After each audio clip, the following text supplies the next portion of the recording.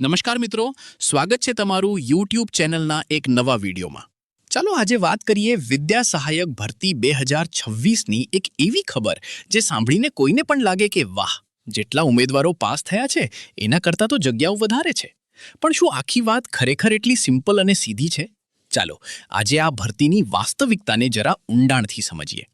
તો સૌથી પહેલા તો એ આંકડો જેના પર બધાની નજર છે, લગભગ 11,000. હા, 2026ની આ ભરતીમાં એવી અપેક્ષા છે કે 11,000 જેટલી જગ્યાઓ બહાર પડશે. આ આંકડો સાંભળીને જ લાગે કે આ તો બહુ મોટી તક છે.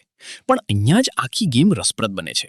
જુઓ, એક તરફ છે લગભગ 11,000 જગ્યાઓ અને બીજી બાજુ જે નવી ટેટ 1 પરીક્ષા લેવાઈ એમાં પાસ થવાવાળા છે લગભગ 10,825.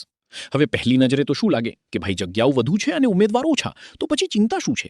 આ જ સવાલ સ્વાભાવિક રીતે દરેકના મનમાં આવે છે કે તો શું આનો મતલબ એ થયો કે જેણે પણ પરીક્ષા પાસ કરી એ બધાને નોકરી મળી જ જશે? અને સાંભળીને કદાચ નવાઈ લાગશે, પણ જવાબ છે ના, બિલકુલ નહીં. હકીકત એના કરતાં ઘણી ઘણી વધારે કોમ્પ્લિકેટેડ છે. ઉપરથી દેખાતા આંકડા જે વાર્તા કહી રહ્યા છે એના કરતાં અંદરની વાસ્તવિકતા ખૂબ જ અલગ છે. અને આપણે આજે એ જ સમજવાના છીએ કે આવું કેમ છે. પણ એ ગૂંચવણભરી વાતોમાં જઈએ એ પહેલા ફટાફટ 2026ની ભરતીની જે બેઝિક ડિટેલ્સ છે એના પર એક નજર નાખી લઈએ. ખાસ ધ્યાન રાખવા જેવી વાત એ છે કે અરજી કરવાનો સમયગાળો બહુ લાંબો નથી. 15 એપ્રિલ 2026થી શરૂ થઈને 24 એપ્રિલ બપોરે 3 વાગે તો પૂરો પણ થઈ જશે. અને હા, એક બીજી બહુ જ અગત્યની શરત, 3 લાખ રૂપિયાનો બોન્ડ. જો 3 વર્ષની અંદર નોકરી છોડો તો આ રકમ ભરવી પડે છે. હવે સિલેક્શનનો આખો દારોમદાર છે મેરિટ પર. અને આ મેરિટ બને છે કેવી રીતે? તો સમજી લો, 50%, આખા 50% વેટેજ તો સીધો ટીવાના સ્કોરનું છે. મતલબ કે આ જ ગેમ ચેન્જર છે.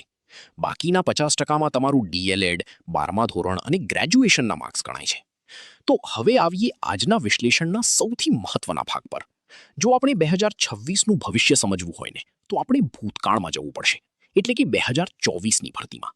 કેમ કે આખી કહાનીનો ક્લુ એ ત્યાં છુપાયેલો છે. જુઓ, 2024માં શું થયું હતું? જગ્યાઓ હતી 5,000 અને એની સામે અરજીઓ કેટલી આવી? લગભગ ડબલ, 9,771. આના પરથી જ અંદાજ આવી જાય કે કોમ્પિટિશન કેવા લેવલનું હતું. પણ હવે આ ચાર્ટ જુઓ, આ બધું જ કહી દે છે. કુલ જેટલી અરજીઓ આવી હતી એમાંથી 58%, અડધાથી પણ વધારે અરજીઓ ફક્ત એક જ કેટેગરીમાંથી હતી, એસસીબીસી. આ આંકડો મગજમાં બરાબર ફિટ કરી લેજો, કારણ કે આખી ગણતરી આના પર જ ટકેલી છે. અને આ ટેબલ એ વાતને વધારે સ્પષ્ટ કરી દે છે. જુઓ, એસસીબીસી કેટેગરીમાંથી 58% ઉમેદવારો હતા, પણ એમના માટે અનામત બેઠકો કેટલી હતી? ફક્ત 7%. ક્યાં 58 અને ક્યાં 7? બીજી બાજુ એસટી કેટેગરીમાં જુઓ, 8% ઉમેદવારો હતા, પણ બેઠકો હતી 13%. એટલે કે ત્યાં ઉમેદવાર ઓછા અને બેઠકો વધુ હતી. આ જ છે આખો ખેલ, માંગ અને પુરવઠાનો. તો સવાલ એ છે કે આટલા મોટા તફાવતથી ફરક શું પડે? ફરક પડે છે અને બહુ મોટો. કારણ કે એક એવો નિયમ છે જે આખી પસંદગી પ્રક્રિયાનું ગણિત જ બદલી નાખે છે. આ નિયમ છે વય મર્યાદામાં છૂટછાટનો. હવે ધ્યાનથી સમજજો. માની લો કે કોઈ અનામત કેટેગરીના ઉમેદવાર છે જેમનું મેરિટ ખૂબ જ ઊંચું છે, પણ એમણે વય મર્યાદામાં છૂટછાટનો લાભ લીધો છે. તો નિયમ એવું કહે છે કે ભલે તમારો સ્કોર ગમે તેટલો સારો કેમ ન હોય, જો તમે એ જ રિલેક્સેશન લીધું તો તમારે તમારી પોતાની કેટેગરીની સીટ પર જ જવું પડશે. તમે ઓપન કેટેગરીની સીટ નહીં લઈ શકો. બસ આ જ છે આખી વાતનું ટર્નિંગ પોઈન્ટ. ચાલો આને એકદમ સિમ્પલ ઉદાહરણથી સમજીએ. એક એસસીબીસી ઉમેદવાર છે, ઉંમર છે 34 વર્ષ. એનો સ્કોર તો ટોપર્સમાં છે, પણ ઓપન કેટેગરી માટે ઉંમર મર્યાદા છે 33 વર્ષ. એટલે એમને 1 વર્ષની છૂટછાટ લેવી પડી. જેવી એમણે આ છૂટછાટ લીધી એ તરત જ ઓપન કેટેગરીની રેસમાંથી બહાર થઈ ગયા.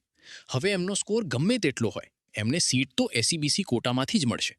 અને આ નિયમની સીધી અસર 2024માં દેખાય. એસસીબીસી અને એસસી કેટેગરી જ્યાં ઉમેદવારોનો ભરાવો હતો ત્યાં તો એક સીટ ભરાઈ ગઈ. પણ બીજી બાજુ ઓપન, એસટી અને ઈડબ્લ્યુએસ જીડી કેટેગરીમાં શું થયું? ઉમેદવારો જ ના મળ્યા અને સીટો ખાલી રહી ગઈ. એક તરફ લોકો નોકરી માટે વલખા મારે અને બીજી તરફ સીટો ખાલી રહે. તો 2024ના આ આખા ચિત્ર પરથી આપણે 2026 માટે શું તારણ કાઢી શકીએ? હવે જ્યારે આપણી પાસે આ બધી માહિતી છે, તો ચાલો એ સમજવાનો પ્રયત્ન કરીએ કે કોનો વારો લાગવાના ચાન્સ સૌથી વધુ. તો જુઓ, સીધી વાત, જેમના માર્ક્સ 90થી ઉપર છે અને જેઓ એસટી કેટેગરીમાંથી આવે છે, એમનો વારો લાગવાની શક્યતા સૌથી વધારે છે. લગભગ પાકું જ સમજો. ઈડબ્લ્યુએસ કેટેગરીવાળા પણ મોટા ભાગે સેફ ઝોનમાં છે. પણ એસસીબીસી અને એસસી કેટેગરીના ઉમેદવારોનું શું? એમનું ભવિષ્ય એ વાત પર ટકેલું છે કે સરકાર જ્યારે નવું રોસ્ટર બહાર પાડે ત્યારે એમાં એમના માટે કેટલી જગ્યાઓ ફાળવી છે. એટલે જ આ આખા વિશ્લેષણનો સારાંશ એક જ લીટીમાં કહું તો આ લડાઈ ટોટલ વેકેન્સી અને ટોટલ ઉમેદવારોની છે જ નહીં. આ લડાઈ છે કેટેગરી વાઇઝ વેકેન્સી અને કેટેગરી વાઇઝ ઉમેદવારોની. તો હવે જ્યારે હજી સુધી ફાઇનલ આંકડા અને રોસ્ટર જાહેર નથી થયા ત્યારે સૌથી મોટો સવાલ એ જ છે